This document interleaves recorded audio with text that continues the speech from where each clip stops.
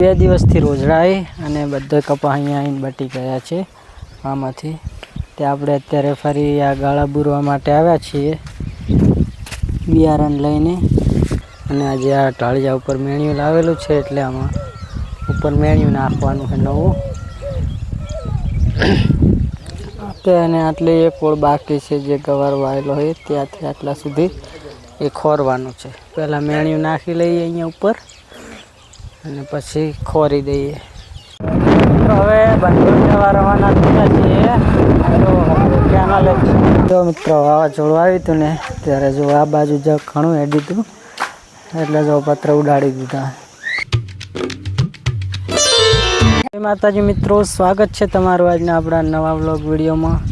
અને મિત્રો 2 દિવસથી રોજડાઈ અને બધા કપા અહીંયા આવીને બટી ગયા છે આમાંથી તે આપણે અત્યારે ફરી આ ગાળા બુરવા માટે આવ્યા છીએ બિયારણ લઈને અને પછી ભાઈ આમાં પાણી ચાલુ કરે તરત જ.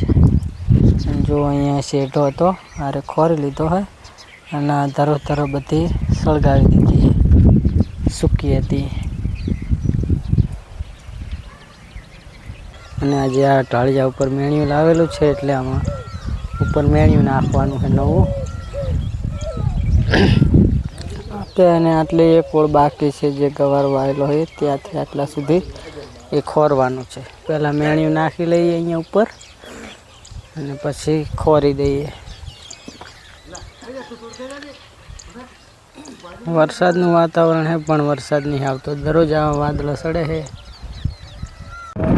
હવે બંધ જવા રવાના થયા છીએ તો કેનાલ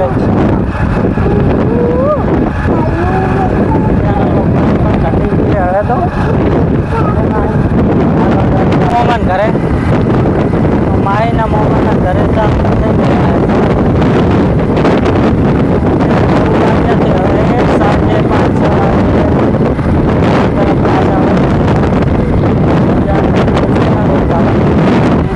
બનાસ નદીની અંદર પહોંચ્યા જોવા સાયફરે.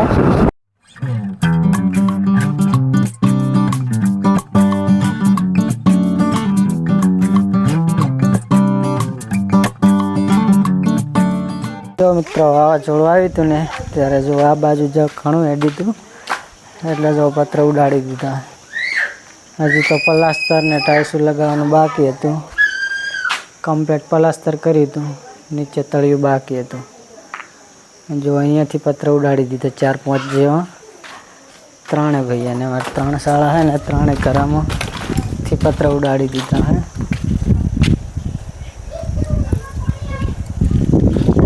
જો આ ઉડાડી મેલ્યા છે. બીજા ઘર 2 આ બાજુ છે, તમને બતાવું. આ બાજુ એરંડા પડ્યા છે. જો અહીંયાથી પણ પત્ર ઉડાડી દીધા હે.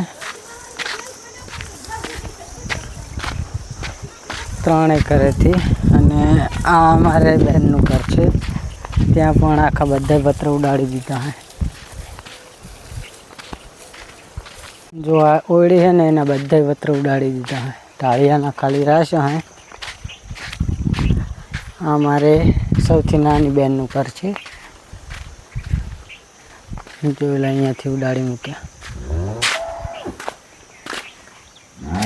વાહરીમાં અહીંયા બારીએમથી વાયરો નીકળી ગયો એટલે અહીંયા ના ઉડ્યા અને અહીંયાથી બધા ઉડાડી મૂક્યા હે.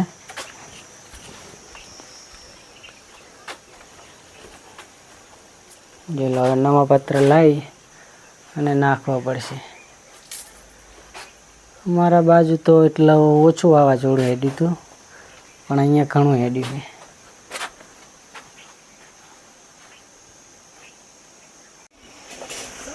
જો મિત્રો ટાઈસો ને પથ્થર લાવીને મૂકે છે, હવે લગાવવાનું બાકી છે. જો આ બાજુ પથ્થર પડ્યા છે રહોડા માટે ને અહીંયા ટાઈસો પડી છે. તો મિત્રો અત્યારે વાગી ગયા છે 7 અને હવે જવાનું છે માતાજીએ દીવા ભરવા માટે. એ દાડો હાથમાં આવ્યો હોય તો જો માહી બેન તૈયાર થઈ રહ્યા છે હવે. અને આમાં બૈણમ લીધી, આમાં ખેર લીધી છે. હા તપેલામાં છે, ઓલું તપેલું પડ્યું એમાં. તરાબુ હે ચમ તો 8 વાગ્યા ફેમિલી જમવા બેઠા જો ગવાર ફળીનું શાક. અને તું શું કરે ભાઈ? છાશમાં છાશ પીવે હરો ઢીંગલો. અને આમાં છે ખીર બનાવી. અને આમાં છે દહીં. ઘણા દિવસ પછી દહીં આવું મળ્યું, આપણે દહીં ખાઈશું. ને આમાં બરફ નાખીએ ખાઈ રે માહી. ચલો બધે સાથે આજે તો જમવા બેઠા છીએ. આઈને વાત નંબર પર રાખો ને ના બીજા બદલી દેવું પડે.